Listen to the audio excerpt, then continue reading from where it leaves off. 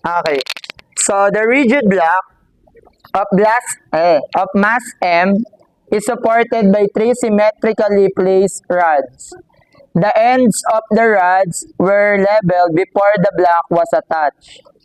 Determine the largest allowable value of M of the rod are listed. Ayan, so binigay yung working stress, yung area, tsaka yung modulus of elasticity. So, dito, initially, nandiyan pa lang si M, tapos, si M, nandito, ano, tapos, pababa yan, yung rod. Na-imagine?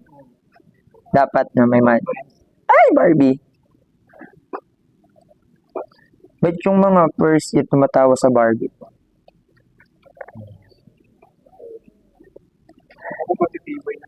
So, ibig sabihin, no, pag nag-apply tayo dyan,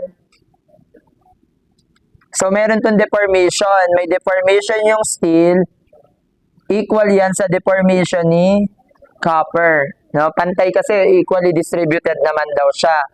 Tapos, ano yung mga mag-a-act dyan? Nandito yung P ng copper, P ng steel, P ng copper.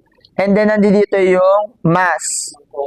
Or which is equal to, mass ba hinahanap? Ano ba yung units na hinahanap natin? Kilogram, no? So, edi mg, multiply mo na lang ng mg para sa weight. Kasi di ba yan yung magiging weight natin? Mass times the acceleration due to gravity.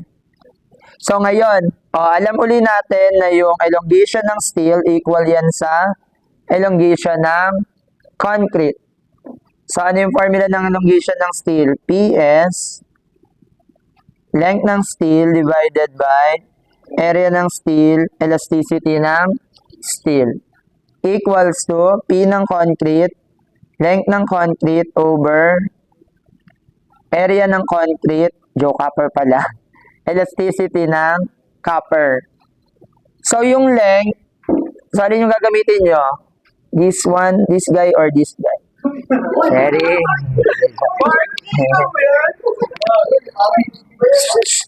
Naka-record tayo. Hindi ko i-upload. I-mute ko yun. Bawal pala to. So, substituting.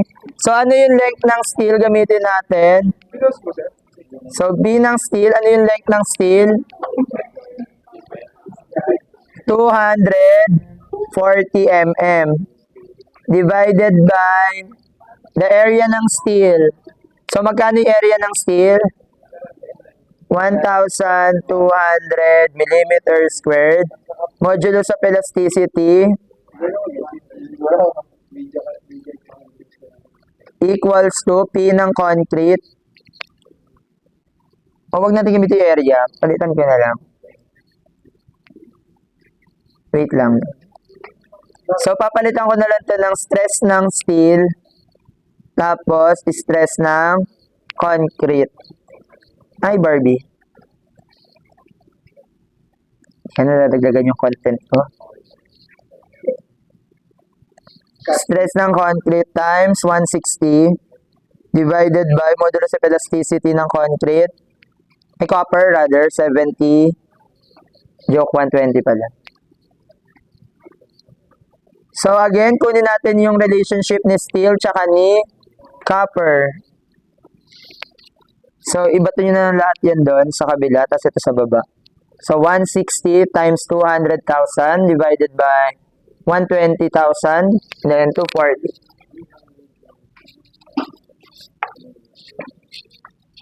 Nine over, joke. 10 over 9, tama ba?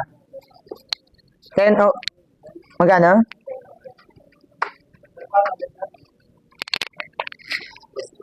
Ang gagawin nyo, iwanan nyo si steel dito. Si Ross lagi yan ay iwan. Joke lang. So ngayon, iangat, di ba cross multiply lang natin? So you have 160 multiplied by 200,000. Sa sa numerator yun ha. Ito sa denominator kasi ko cross multiply nyo. So you will get, ngayon itatry natin yung allowable stresses. Yung alin? So, yung allowable stresses, if the allowable stress ng copper is equal to 70, so magkano yung allowable ng steel? Substitute mo lang.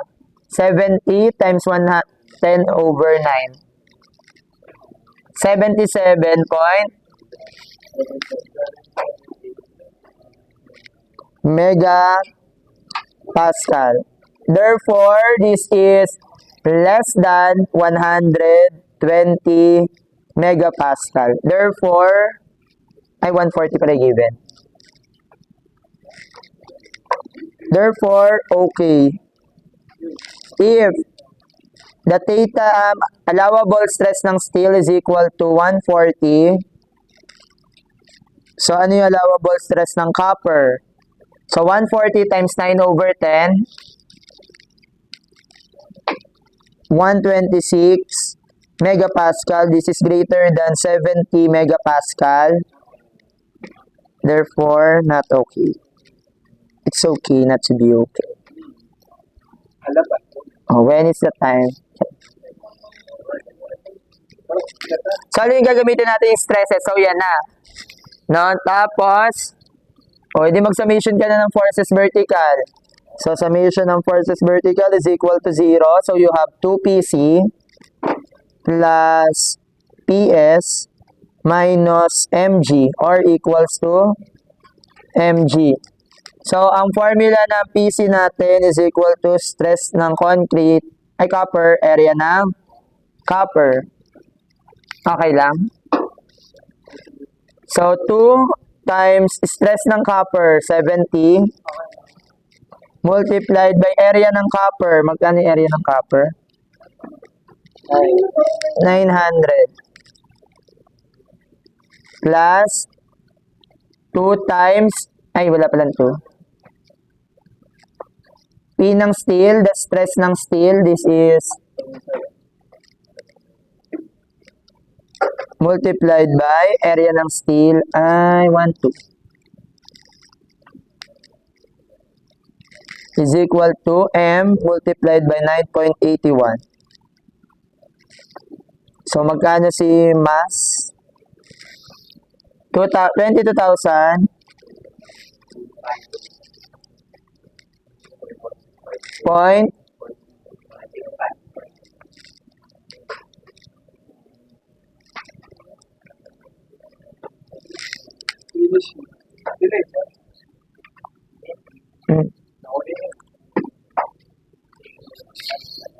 Hanggang ano sa'yo? 12? Okay, 1. Thank you. Sayang. May sumagot na. Hindi, 0. Sayang. Hindi hanggang ano tayo at 12. 1 tayo. Hindi pa.